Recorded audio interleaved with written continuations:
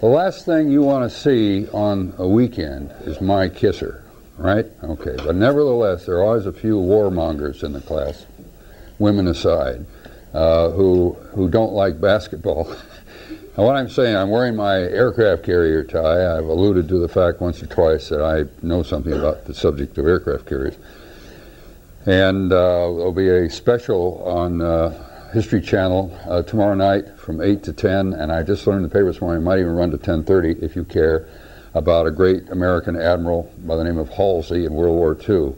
And I'm one of the commentators, what we call a talking head, you know, but on tape and all that stuff. So if you have nothing else to do, you got a TV you can expend by throwing things at it, you know, well, here's your chance. I don't know how much I'm on or anything else. I haven't seen it yet.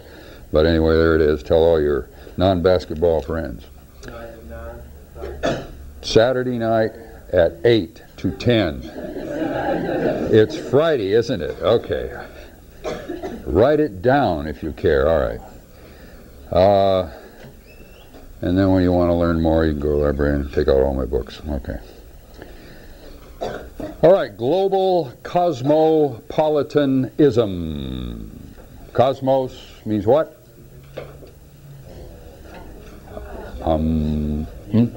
Universe. Okay. Universe, order, but the universe. Polis?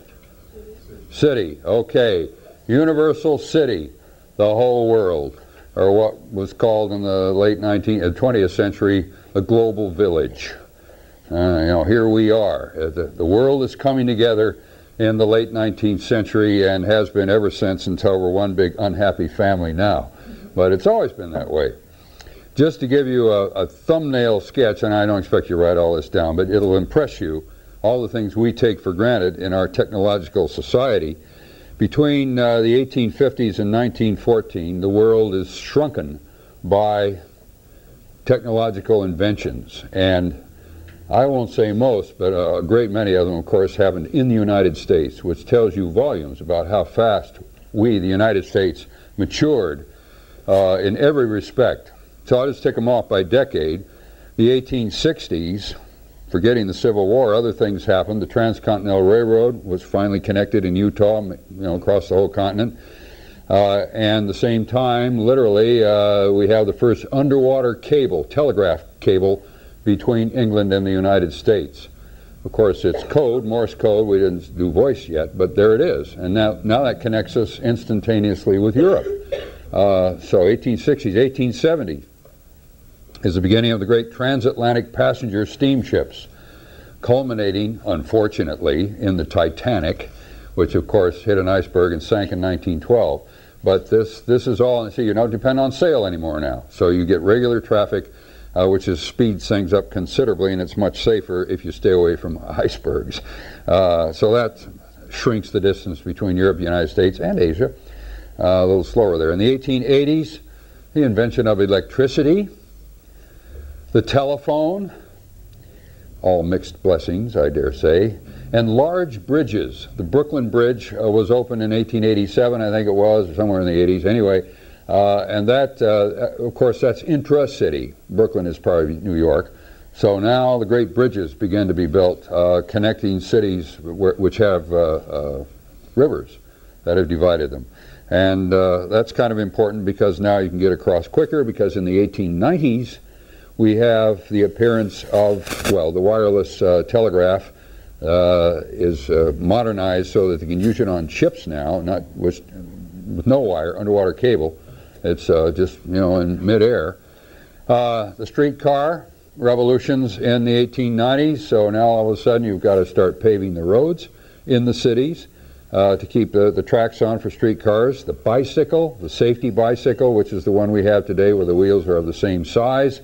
There's a bicycle revolution. Everybody owns a bicycle. Of course, that's human-powered. But also, of course, when we have the internal combustion engine appearing also in the 1890s, really the 80s, but the 90s it was applied to the bicycle. So we get the motorcycle in the 1890s. And, of course, finally the automobile by the end of that decade.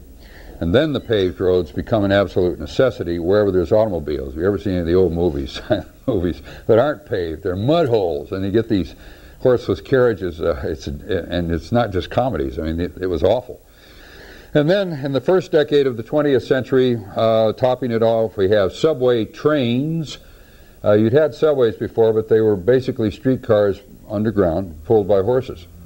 But now, first decade of the century, London, England, New York City, primarily lead in subway trains. The airplane was invented, motion pictures, the phonograph, now CD, but still, all of this happening in the years, the last, well, the 1850s, 1860s, say to 1910 or so. So the world shrinks. Simultaneously with that, we have, we have a population boom. The reason we have the population boom, I mean explosion on a global scale, is because of new diets and medicines that appeared in the same time period from the actually, let's shrink it down to 1890 to 1910. That's less than a generation. In the United States and Europe, milk was pasteurized for the first time, purified in other words, so babies can drink it. The aspirin was invented in 1899, which of course still solves all problems unless you're hanging one on and you wouldn't take aspirin, any pills with liquor. But anyway, hormones were discovered in this 20-year period. Vitamins discovered. All of that, longevity of the human race, at least the Western world now, starts to increase dramatically. More food's available and more medicine. People live longer. And what is even more striking, which you all take for granted, is this is now the beginning of leisure time. Nobody had free time for anything unless you were filthy rich, and there are very few of those folks. But in the 1880s, the Sears and Roebuck catalog appeared for the first time, having all kinds of gadgets in it, and it just sweeps the country, and Europe follows suit very quickly.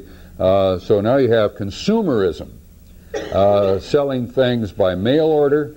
It never happened before. Frivolous things as well as necessities. And this just transforms the whole world, because now you get impulse buying. The bicycle was the first thing everybody had to have, and they sell them by mail.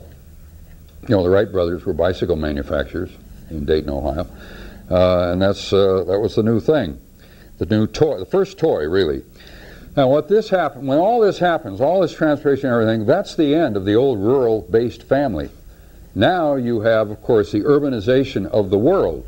It's a global city, not a global village, really, with all this technology, and right away, big families in the Victorian era, you know, 10 kids, 12, whatever else, because you had infant mortality also. But now, and of course the father could rule the roost, you know, march up, count off. No, you don't know, but that's the way it was. He was absolute dictator in this big family.